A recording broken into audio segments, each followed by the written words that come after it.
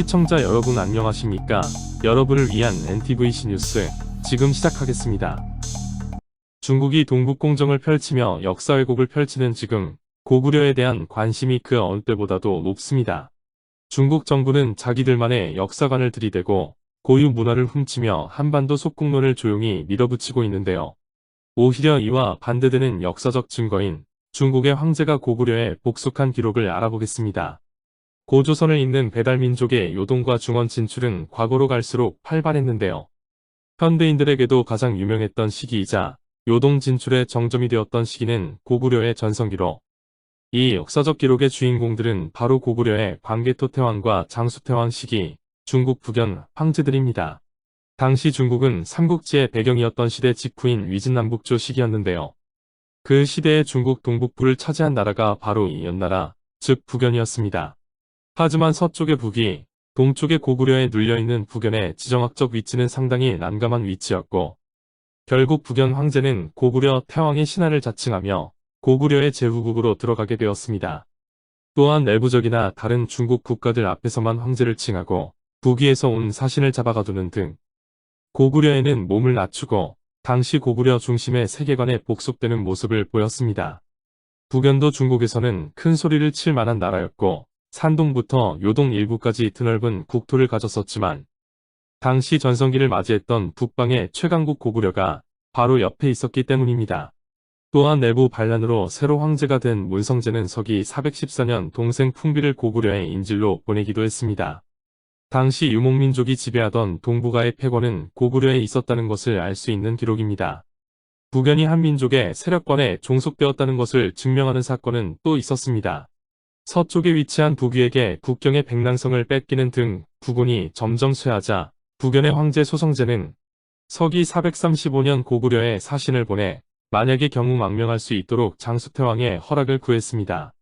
그리고 1년 후 북위 역시 고구려에 사신을 보내 자신들이 북연을 공격하는 것에 대한 양해를 구했습니다.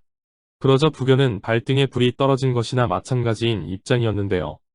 북위의 공격에 더해 북연 내부의 배신으로 위기에 처해 수도 화룡성까지 공격받게 되었기 때문입니다. 북연 황제는 고구려에 간절하게 구원 요청을 넣었고 장수태왕은 북위의 2배가 넘는 병력을 파병했습니다. 한편 북연의 수도 화룡성에서는 북연 조정과 북위와 내통한 반란군이 내분을 벌이고 있었는데요. 반란군이 먼저 도착한 북위군에게 성문을 열어주었지만 북위군은 함정을 의심하고 들어가지 않았습니다. 그러다 갑자기 고구려의 수만 군대가 나타나 도열하기 시작했고 북위군은 더더욱 겁을 먹고 움츠러들었습니다. 이를 본 고구려군은 북위군을 내버려두고 화룡성에 유유히 들어가 성을 점령했습니다. 또한 북연의 황제와 신하들을 포함 모든 백성과 재산들을 챙기고는 화룡성 전체에 불을 질렀습니다. 북위 입장에서는 수도 앞까지 다 와서 이제 마지막 관문에만 들어가기만 하면 되는 상황이었는데 갑자기 나타난 고구려에게 눈뜨고 코 베인 그야말로 알맹이만 빼앗긴 상황이 된 것입니다. 결국 북연의 핵심 인력들과 왕족을 포함한 모든 인구, 재산과 식량 등을 고구려에게 빼앗기고 허허벌판 한가운데에 불타버리고 잿더미만 남은 화룡성의 폐허를 점령하는 데서 끝났습니다. 북연은 그렇게 멸망했고 북위 역시 고구려에 별다른 항의를 하지 못하고 상황은 종료되었습니다. 전쟁 후 북위 황제 세조는 고구려의 왕족과 재물들을 돌려달라고 요청했지만 거절당합니다. 북연의 마지막 황제 소성제는 그렇게 가족과 신하, 백성들을 통째로 고구려에 바치게 되었습니다.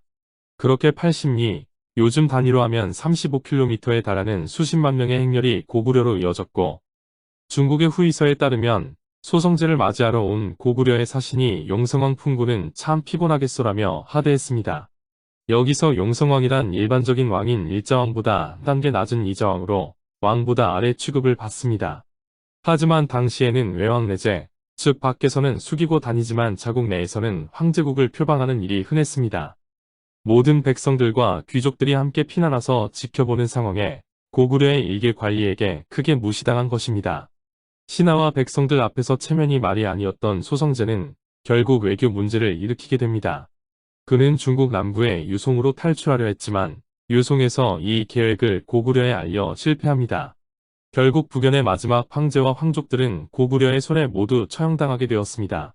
또한 이 과정에서 유송이 고구려를 기습하지만 고구려는 이를 격파하고 책임자 억맥고를 도로 압송합니다. 고구려의 보복을 두려워한 유송왕제 역시 일단 책임자를 감옥에 가두는데요. 부귀와의 전쟁을 위해 군마 지원을 요청하는 등 유송도 고구려의 지원이 필요했기 때문입니다. 이처럼 한민족의 국가들은 중국이 분열됐을 때 힘을 키울 수 있었고, 그렇게 힘을 키운 나라들 중에서는 고구려같이 중국을 발 아래 두는 경우도 있었습니다. 우리 후손들이 자랑스러운 역사를 알고 더 정확한 사실을 기억하기를 희망합니다. 지금까지 NTVC 뉴스였습니다. 시청해주셔서 감사합니다. 시청자분들의 댓글, 좋아요와 구독은 뉴스 제작에 큰 힘이 됩니다.